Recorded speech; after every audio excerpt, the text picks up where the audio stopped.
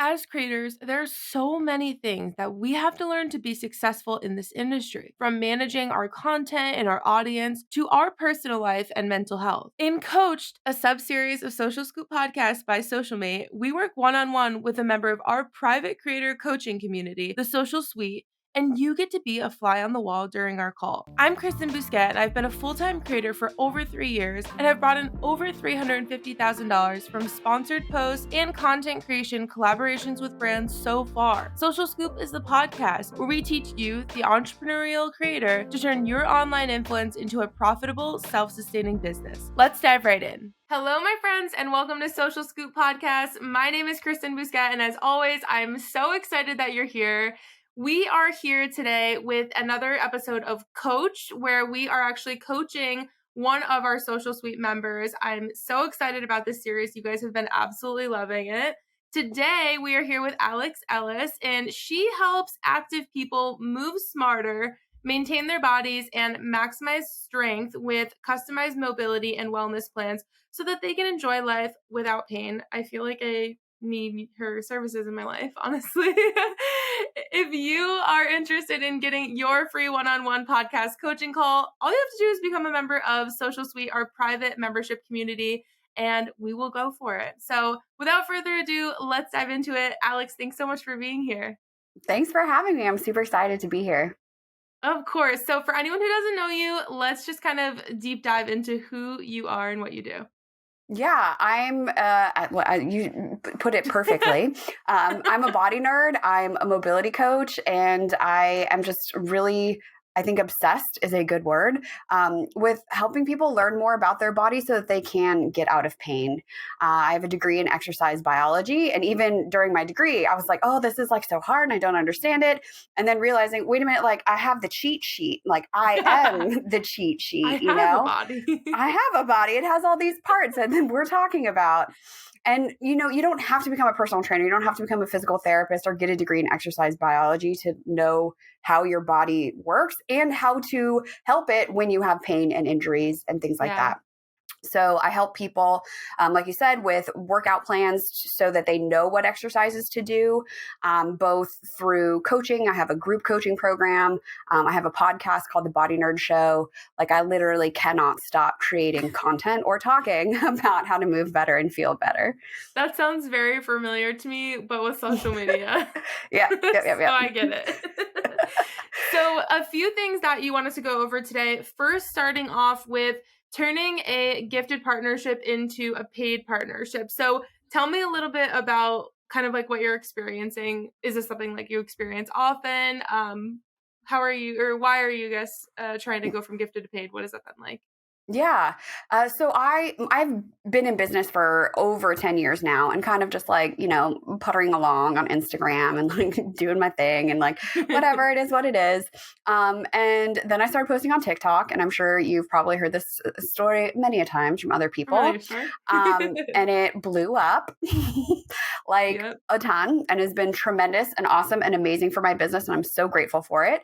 But it also then started bringing more opportunities, to have brand partnerships. And in the past, because my account on Instagram was smaller, I didn't feel like I really had leverage. So I never even thought about brand partnerships or like what to do with that.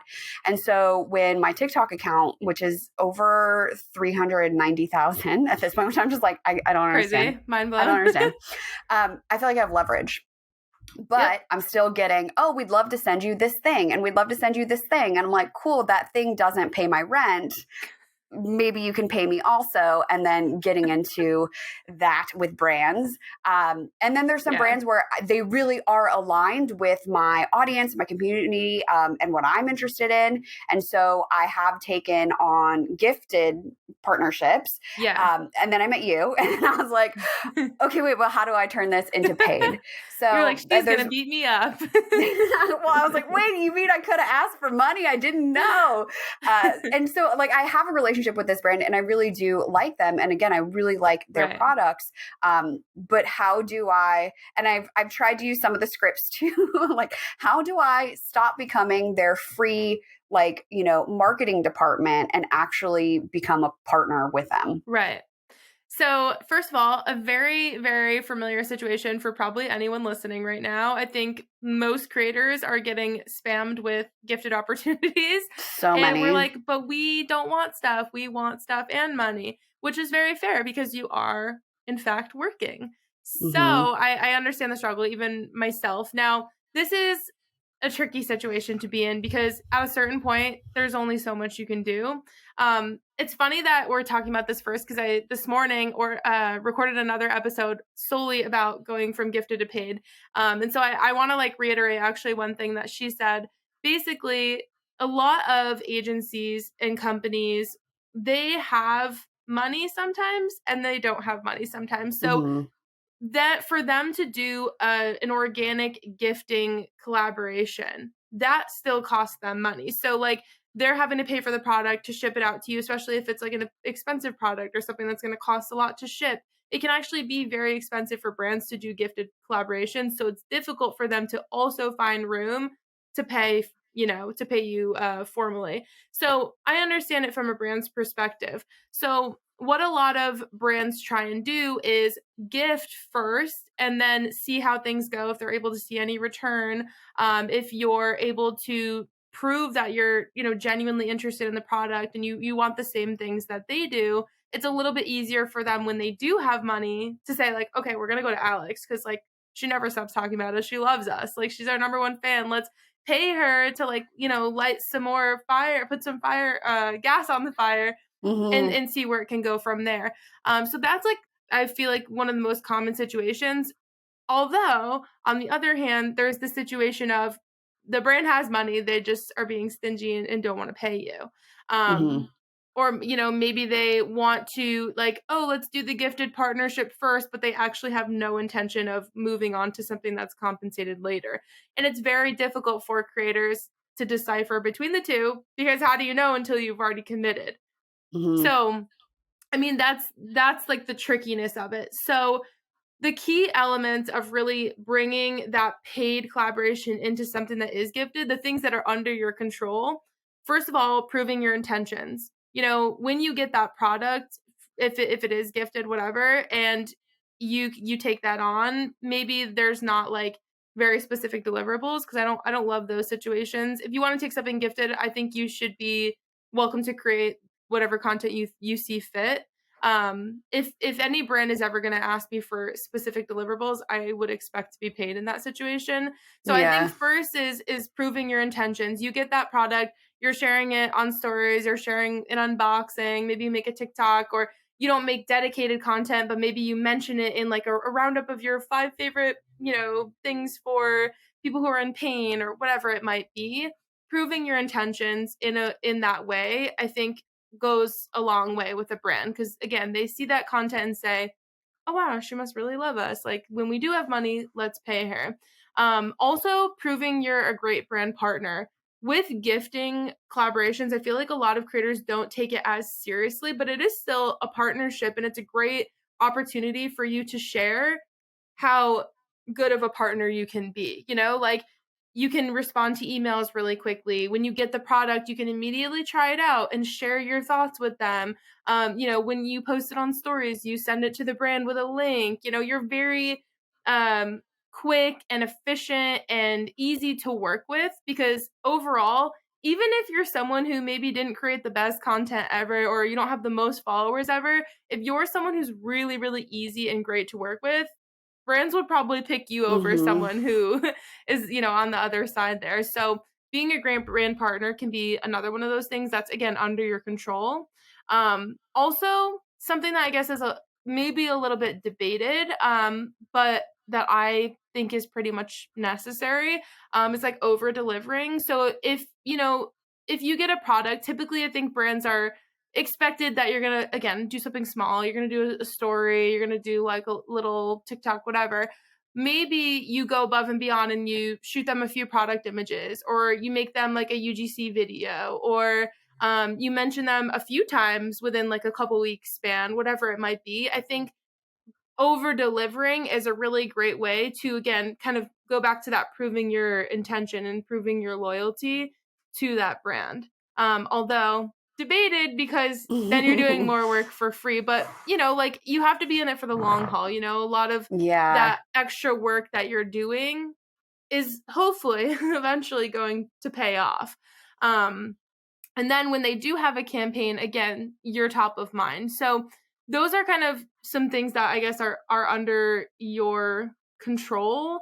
But overall, like there's no like magic answer here. There's no like this is what you do to turn gifted to paid. It really is just like proving your loyalty, proving your intentions, and proving that you are someone that's easy and good to work with, so that when something does come up, you can be a good fit.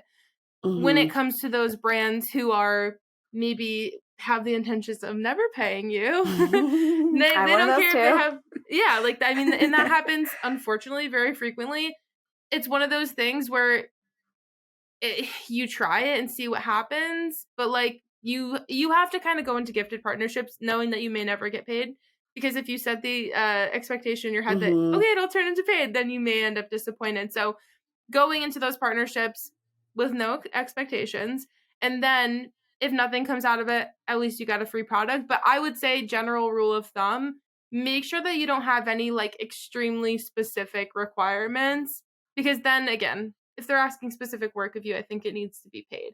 But if they're just like, here's a product, we want you to try it out, you try it out, you do all these great things, you show you're a great brand partner, hopefully it leads to something good. But Mm-hmm. it's a tough situation. Mm-hmm. Well, the clarity that I just got to is like it's the long game as It well. is.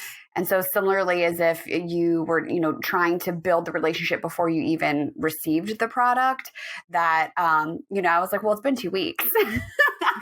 And like it Right. doesn't work like that. But I'm also like I'm sure everybody who talks to you has like, oh, I have like 19 ideas for like content. Like I need to go write it down right now. So I have Yes. so many awesome ideas. But yeah, so like the long game, that's really, really, really helpful. I mean, nothing in influencer marketing is instant gratification. Like it's I just know. something I've learned over the last few years is like you just have to go into things with the expectation that you are building, like you're planting seeds, and then you got to keep watering them, and then you got to go Mm-hmm. through the winter, and then this, okay, now it's spring again, like it literally is going to take time. And that's like Mm-hmm. why I am such a fan of like the anti-pitch method, because it really like it doesn't set you up for disappointment when you send a pitch and no one responds to it and you're like, cool, I suck, like like what am I going to do now? If you're in a situation where you're just planting seeds with these brands and okay, well, cool, we'll get a gifted collaboration, okay, we're planting more seeds, okay, and let me mention them in the stories, planting more, and then again hopefully something blossoms. But it takes time, and it's so hard because you see people who on Instagram are like, oh man, I just started as an influencer 6 months ago and look at all these brands I'm working with, look at all this money I'm making, all these followers I have. And it's so hard for you not to compare yourself. But I will say a majority of people, that's not how it happens to them. Majority of Yeah. people, this takes time, this takes lots of energy, it takes lots of work, again, lots of planting seeds until you can get what you're looking to get at the end. Yeah. Another helpful thing too that you mentioned, which I hadn't considered, is how things are working within a brand. As a solopreneur, like I'm doing all things all the time, Yep. just like go, go, go, go, go. And that they might have a campaign, right? That they're watching Yes. and maybe around, a holiday or something, they're going to do an extra push. And then that would be an opportunity where some money may, like it would even be on the table Right. at that point. And it's not necessarily 24/7, 365. Right. And every brand is going to be so different when it comes to that too. Like everyone thinks of, okay, holidays like the time when, I got to push, push, push. But like think about a beach towel brand. They're Mm-hmm. like May, April, May, like they're going to start being like summer. It's almost our time to shine. Like they may have a huge budget then and have no money at holiday. So like that's Mm-hmm. another kind of aspect that you have to pay attention to as well, is like really thinking about, you have to put yourself in a marketer's shoes with each of these brands that you want to reach out to. When is their best time of year that they're selling? Who are they selling to? What does their audience want to see? Like, what are the talking points that are going to sell this product that I can use to sell to my audience? Like you have to think about all of these like aspects of marketing to really understand what the brand wants and needs from you, but also to understand how you can further your career really working with these brands, you know? Mhm. Yeah. I mean, there's so much. I Like, I'm know, so I grateful to, know. like, have, to be in the group and, like, just to be thinking of these things, because my brain thinks about anatomy and biomechanics and, like, It's physiology. very It different. doesn't think of this stuff. So, like, this is so helpful. Thank you. Good, good, yay. So let's also talk about closing brand deals when a brand says that your rates are too high. I love that you Mhm. brought this up because this is, I mean, like I'm sorry to say this, but you're probably never going to stop dealing with this. This is like a Yeah. very common thing that happens. It's part of negotiation, and negotiation is going to be part of every single collaboration you do. So as long as you're Mhm. doing this, you're probably going to have to deal with this situation. But the best part about it is that you do it a few times and it gets easier and easier from there. And you kind of learn to like feel out the situations a little bit better and really understand like from your communications with the brand, okay, like is this brand really gonna like meet me anywhere near my rates? I can kind of just feel that they're not. Like you have like more insight, I guess, the more Yeah. you do this. So it does get easier, but it's never gonna stop happening. So Mm. have you had a situation recently where this has happened to you? Yes. So based on what I learned from you, I set my rates accordingly. I Yeah. also have it at starting at, so there's room Yep. for negotiation. I also will ask, well, what's your budget, rather than just like shooting out my numbers right at the beginning. Yeah. And I just think of, there was a brand that wanted to send a mattress, which, like, talk about something I don't really need, and like isn't really aligned. But I was like, you know what? Let me use this as an opportunity to practice Yeah. what I've learned, Love um, that. and shoot my shot, because there's literally nothing to lose. Um, so I was, going back and forth with them, and I was like, great, here's my rates based on what they asked for initially. They were looking just to do like a gifted thing. So they Okay. came back and they're like, well, we could offer you this. And I'm like, still is like way under my rate. I'm like, okay, well, Right. I could do this instead. And it was clear to me, just like you're talking about, like trying to like suss out what they want, that Yep. they wanted, a very specific deliverable that I wasn't willing to give for that rate. Yeah. Um, so it's just like, oh, well, that's not really in the budget. And like that kind of has fallen off. Or even with like a brand I continue to have a relationship with and a gifted back and forth. Similarly, oh, well, we just do gifted. And I'm like, well, I'm looking at your Instagram and there's a lot of money going into marketing with these like very, Right, fancy, like, fancy why do you just do campaigns. gifted? You guys should reevaluate, or you're Yeah. lying to me. Yeah, either way, either way. So, and it does, I know it's going to continue to happen, but it just like kind of Yeah, sucks. And then it you're does like, suck. oh, are my rates too high? Should I Mhm. lower them? Um, which I don't Yeah, want to do, because yeah, also like my full-time gig is not being a content creator. Like I have a whole business. And so right. most of the sponsorships and like things that I'm doing are products that I already have. So if I bring a product on, it needs to be worth it for me, which is also part of the reason Yep, why my rates are so high. So yeah. what do I do? Okay, I got you, I got you. Yeah, I mean, that's actually a really great point that you brought up too, because this isn't your main job. Like, you have a very limited amount of energy left, and to spend it on something that's not even making you money sounds crazy. So, I Hmm. think that's like a very valid point. It has to be financially worth it to put your time and energy and probably money into, you know? So very valid. I would completely agree with that. So, you basically have three options, and I'm going to walk you through what these look like. First one is going lower on your rates. This is my least favorite option. Pros and cons, though. Okay, pros.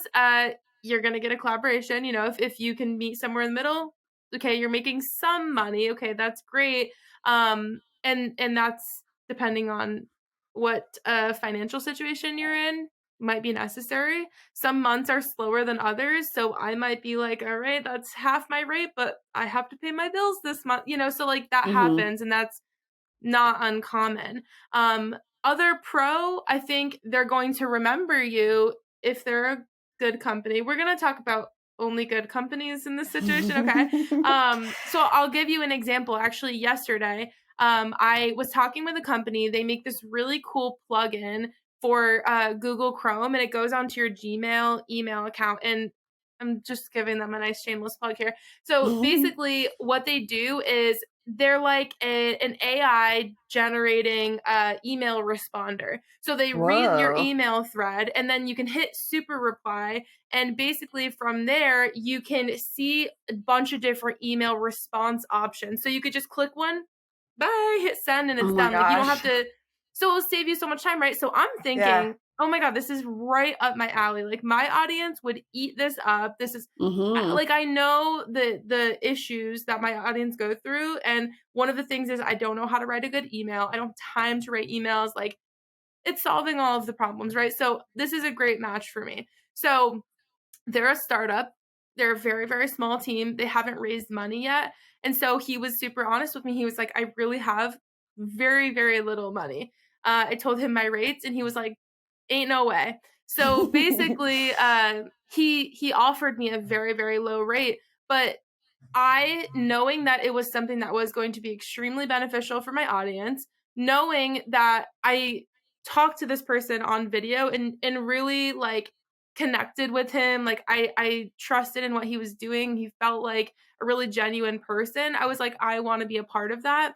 And one thing he said to me was like, I know this is so much lower than what you would normally do. You're going to be the first person that I pay when I raise money. Like, cause I'm one of the first creators that he's working with. He's like, don't let it go unknown that I'm going to remember you the second I have money. Mm-hmm. So I think about those situations, and like that's for me a situation where it was worth it for me to go lower Yeah. on my rates, because what if this is like the next giant tech company and they remember me when they have millions and millions of dollars? And worst case scenario, I probably would have shared a TikTok video to my audience about this anyway for Yeah. free, you know? So Yeah. I think about those situations. If I can balance the, like if it's a situation where like it's not really taking that much time and energy for me to create this piece of content and my audience is going to love it, it's valuable to them, sure, okay, I can get past that it's not as high as I want it to be with my rates.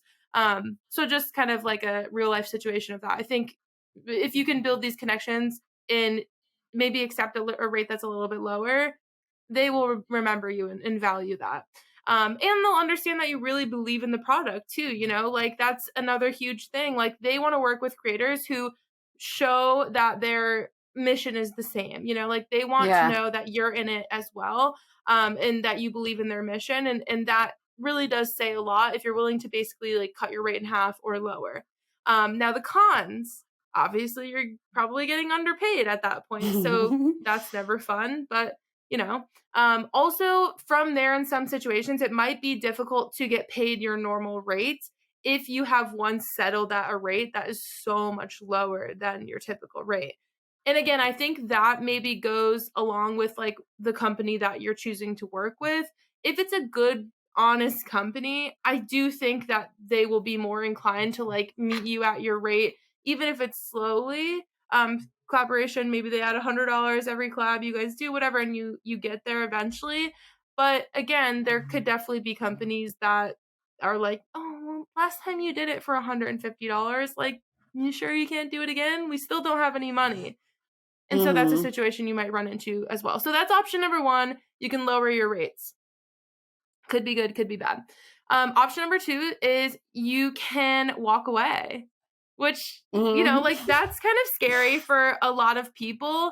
And I totally understand that, but I think it can actually be one of the most powerful things that you can do sometimes. I've had plenty of situations where they've given me some offensively low offer, and I've been like, it's not even worth me negotiating with you because we're not going to meet anywhere that's acceptable for me.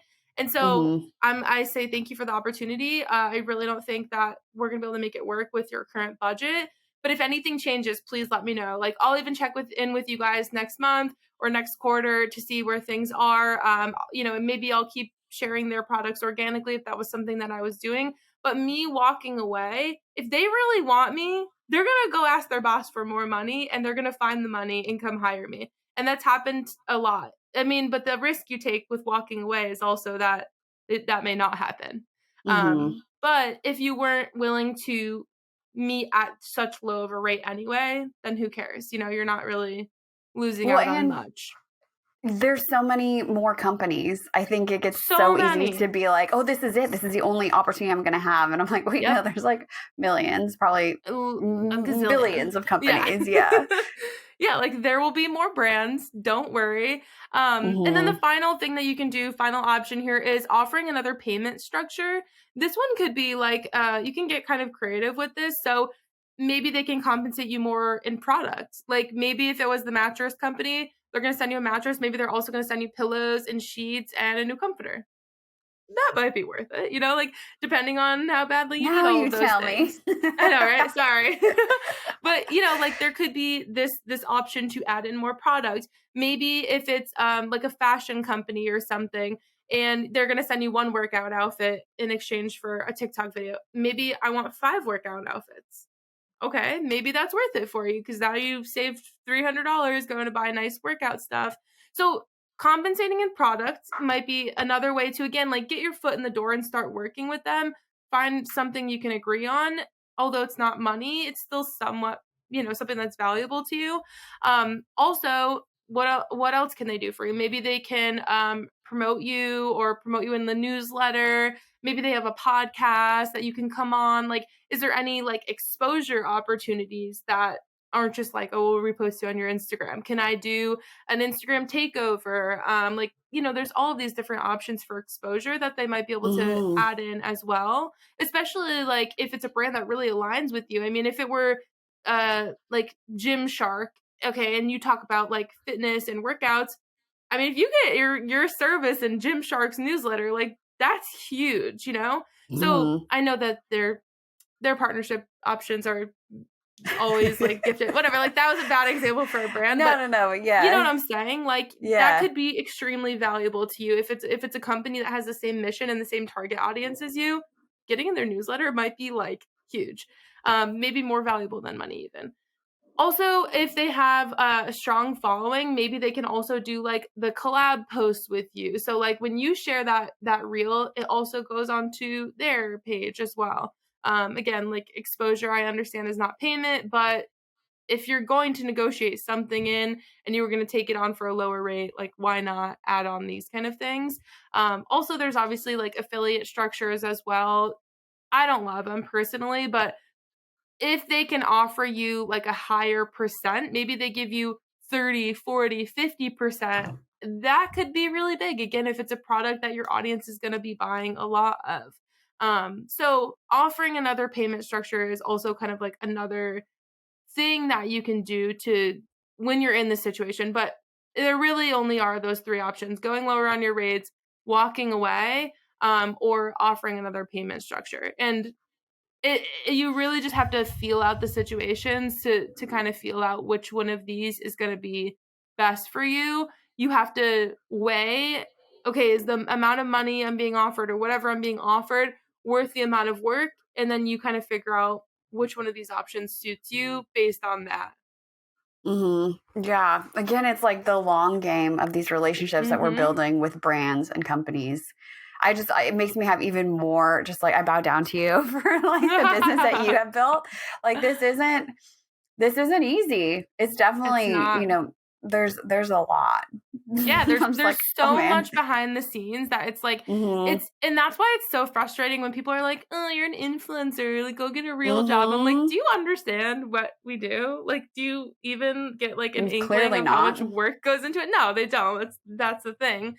But it really, I mean, like I've been doing this. I've been working with brands since maybe 2016, 2017. Like in a very small capacity, but like it's taken me that long to get to where I am today. So again, I hate this idea that everyone posts things that are like, look at this, it happened so fast. And it sets you Mhm. up for such unrealistic expectations.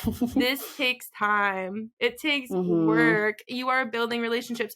Do you meet a person on Tinder and automatically marry them?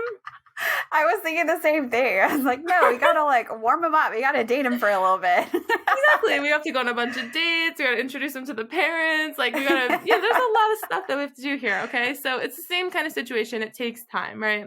Mm-hmm. So don't get discouraged. It'll happen. If you keep working at it, if you're consistent, there's literally no reason that it wouldn't happen. Like you're educating yourself, you're learning from what you're doing, making changes, building a business. Like that's the whole, you're building a business. That's why it's called building a business. You don't just have a business, you build the business. So takes Yes. time. Yeah. Well, I'm thinking too, I've been in the membership for maybe 6 months of even that. And I'm like, well, where's my $1 million business? I don't understand. Yeah. Right. Yes, and I mean, that's like game. something that I struggle with as a coach as well. Cause like I never want people to like think that I'm going to give them this like magic formula and like magic spell. And when you join, you're like gonna, because, and that's like why I try so hard to like explain to people, like you have to learn so much stuff. There's so much work that goes on that like so much time that you have to dedicate, so much effort and energy that like some people don't know that when they get into it and they don't end up sticking with it because it's a lot more than you bargain for sometimes. Mm-hmm. Yeah, well, and it's a skill and relationship building, again, like you said, and that really does help put it into perspective for me as well of like, yes, this takes time and to continue to practice because every interaction, every every low ball offer is just another opportunity to keep honing my craft, Literally. Yeah, like 100%. Have you ever read Atomic Habits? I haven't. And I know you love Atomic Habits. Oh my gosh, I'm totally blanking on the name, but I have a different habit book on the shelf behind me. Oh, Tiny Habits. That's the one I like. Oh, I've never heard of it. I think you would really, really like it too. It's similarly, let's set the bar very low and like keep winning. So you get that dopamine hit and then you can complicate things further from there instead of setting out the, huge mountain of I'm going to make $1 million being an influencer. Right. I don't take my own advice. I don't. I'm really bad at that. Isn't it funny? You're like, I'm a coach. I teach people what to do. And then you get home and you're like, what do I do? Yeah, what do I do? I do that overachiever, perfectionist, and it's not working. Yeah, right. No, I with Atomic Habits. So he says something in there that I try and remind myself of a lot. And he's just like, you only have to be 1% better every day. Mm-hmm. And I like every time I'm like, wah, this isn't happening. Like this sucks. I always try and remind myself of that. I'm like, what did I do today that is going to get me where I want to be? One thing, maybe I pitched to a few podcasts that I want to be on. Wow, like that's okay. We never know. One of those podcasts might be, the podcast that blows me up. We never know. So one little thing, 1% better every day. What can you do today that can help you with where you want to be in the future? It doesn't have to be anything crazy, but it'll build and it'll build and it'll build and you'll be there sooner than you think. But, and we can't be 50% better every day. That would be a little crazy. My brain would like that, but yes, that is true. I feel that. Well, I hope you feel a little bit more like excited, motivated. Your expectations are like where they need to be. I hope this was helpful. I'm so excited that you were here. So thank you for spending time with me today. I appreciate it. Yeah, thanks for having me. And like, seriously, I have so many ideas. I need to go write them all down. So thank you for the inspiration, but also, yes, the reminder of the long game. And it's not going to be perfect. So just keep working at it. That's the theme of this episode. It's the long game. Be in it for the long game. I love it.